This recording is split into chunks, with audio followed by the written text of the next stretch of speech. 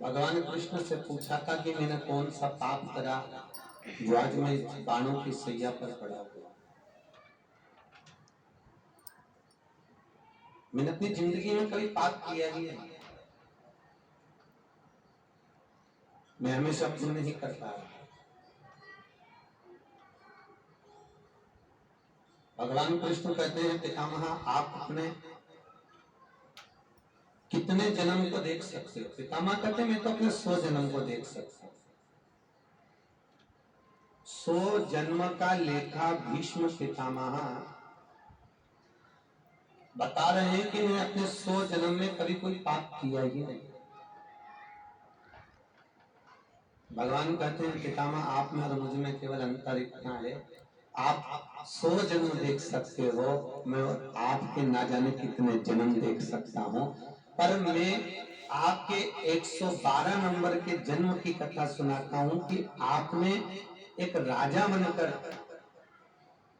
एक सर्प को एक कोने में पटकवाया था और आपके गणों ने, आपके दूतों ने उस सर्प को बेर की झाड़ियों में फटका था, बमुई के कांटे में फटका था, तो वो बमुई के कांटे उस सर्प को चुप गए थे, जिसके कारण आपको बाणों की सैया पर पड़े रहना पड़ रहा। बाणों की सैया, आप बाणों की सैया पर, ये हमारे कर्म। महाराज 112 जन्म पहले का पाप जब इकट्ठा हुआ तब जाकर भीष्म पितामह को भी बाणों की सैया पर पड़े रहना पड़ा।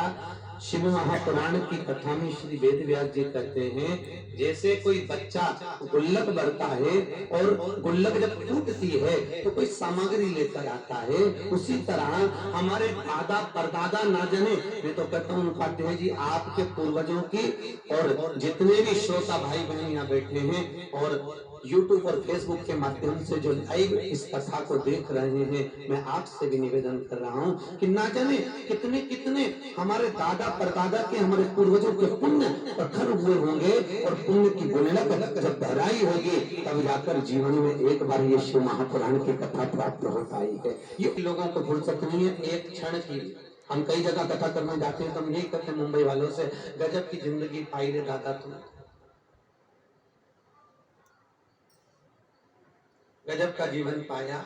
सवेरे 6 बजे से निकलो, रात के 8-9 बजे थके मांदे, इतना बड़ा हेलमेट टांग के, इधर से जूता कसाए, इधर से मुंडा कसाए, इधर से टाई कसाए, इधर से हेडफोन फंसा और जकड़े जकड़ाए और तब जाकर घर पहुंचो और फिर 2 रोटी खाई कि नहीं खाई, क्योंकि व्यक्ति इतना थक जाए तो कोई भोजन खाए।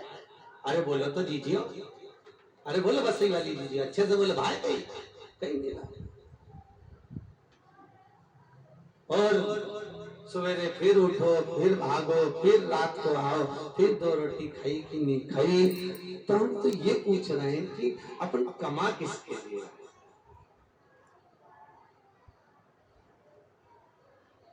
अरे बोलो तो, तुमने पूछा कभी सेठ जी से, अपने अपने पत्नियों से, क्यों जी किसके लिए कमा रहे हो? पति कहेगा मैं अपने बच्चों के लिए, अपनी पत्नी के लिए, आगे बढ़ने के लिए, गाड़ी बंगला जमीन जायदाद इकट्ठा करने के लिए कमा रहा हूँ। तो इतना कौन कह रहा है कि तुम कमाओ तो तुम्हारे शरीर को कष्ट हो रहा है, तुमको कष्ट हो रहा है, तो रोटी चैन से नहीं खा सकते, तो इसी कमाई का मतलब क्या?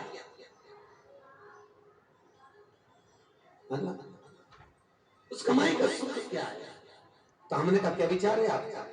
तो क्या गुरु जी हमें फिर कथा में आने की जरूरत ही नहीं पड़ेगी। हमने कहा अगर ऐसी बात होती तो भगवान कृष्ण ने जब ब्राह्मण पत्र लेकर आया, भागवत सुनी ना आपने, ब्राह्मण पत्र लेकर आया और पत्र लाकर भगवान को दिया, भगवान ने क्या कहा कि रुक्मणी से कहना तू श्रृंगार करके जगदम्बा के मंदिर पहुंच, मैं तुझे लेने पहुंच जाऊंगा। बोला कि नहीं बोला?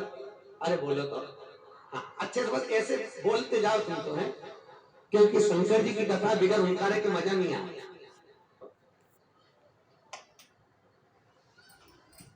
लगना चाहिए कि है कि गई, सूचना पूरी प्राप्त हो। भगवान कृष्ण ने कहा ब्राह्मण देवता आप जाकर कहिए कि जगदम्बा के मंदिर पर जो तैयार होकर श्रृंगार कर पहुंच, मैं तुझे लेने के लिए पहुंच जाऊंगा।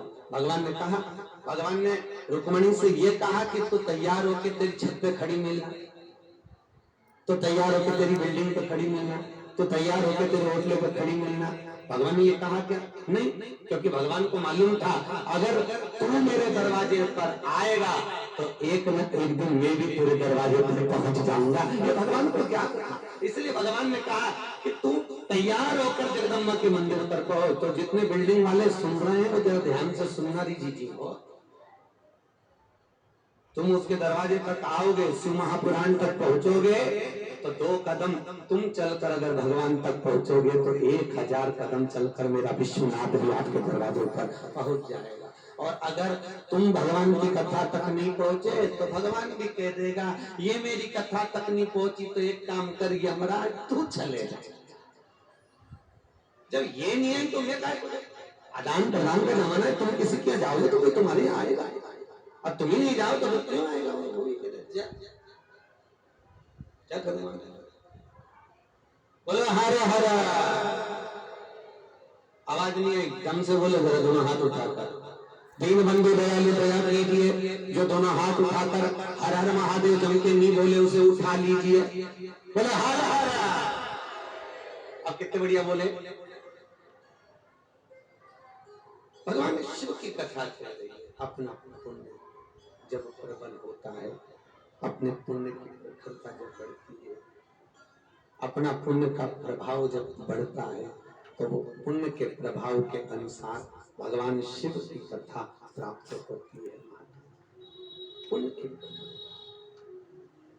भागवत बार बार वसई वालों आपको मिल जाएगी, राम कथा मिल जाएगी, पर शिव महापुराण की कथा मेरे को बिल्डिंग वाले बता रहे थे कि वसई क्षेत्र में ही पहली बार हो रही है। ये कितनी बड़ी कृपा है। तो वो महादेव बहुत बहुत बहुत अगर कोई देवों में भी देव है, जो अमृत पीता है वो देव कहलाता है, और जो विष पीता है वो महादेव। अमृत पीना सरल है, विष पीना अरे बोलो तो बहुत कठिन है।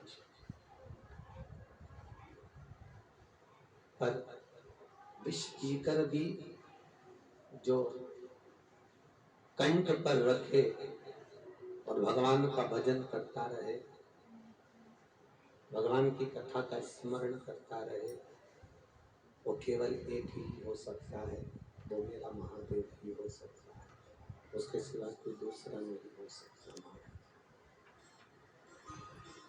शिव कथा कहती है जिस पुराण को हम श्रवण करने के लिए बैठे हैं कोई साधारण सा पुराण नहीं है।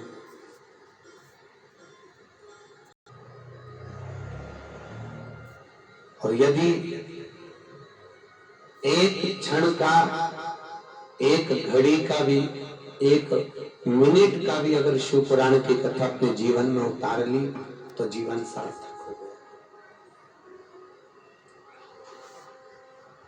सहज नहीं है पुराण।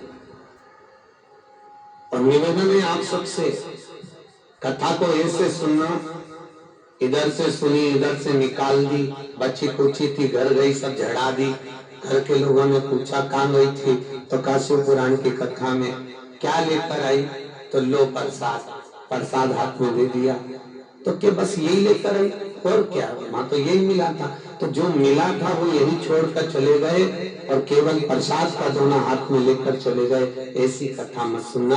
कथा वो सुनना कि ये दोनों प्याले भगवान ने दिए हैं, इन प्यालों से ग्रहण कर कर अपने हृदय में उतार कर और हृदय चित्त में परमात्मा की भक्ति को धारण कर कर भगवान शंकर का दर्शन हो जाए, ऐसी कथा का रसोपान करना। वैकुंठ के देवता है भगवान, बोलो विष्णु। अब वैकुंठ के देवता भगवान विष्णु है, ब्रह्मलोक के देवता ब्रह्मा है, तो मृत्यु लोक का देवता कौन है? भगवान शंकर। भूमि का देवता, मृत्यु लोक का देवता, वास्तु का देवता अगर कोई मान्य है, अगर कोई पृथ्वी का देव है तो वो महादेव है। भगवान शिव है, भगवान शंकर है, इस मृत्यु लोक के देव मन कर।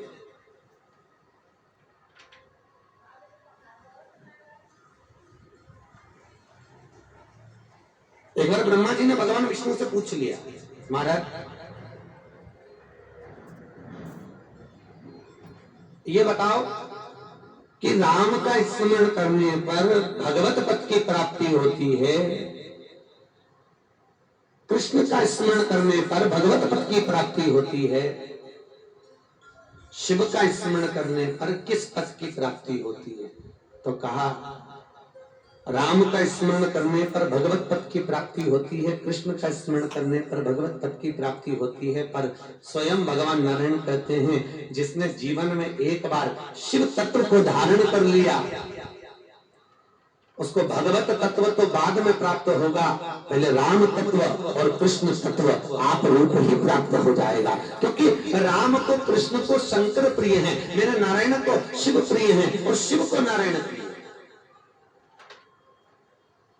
राम को शंकर प्रिय और शंकर को राम, भगवान विष्णु को शंकर प्रिय, भगवान शंकर को विष्णु।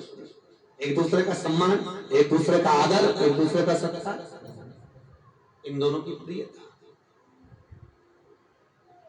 एक बार भगवान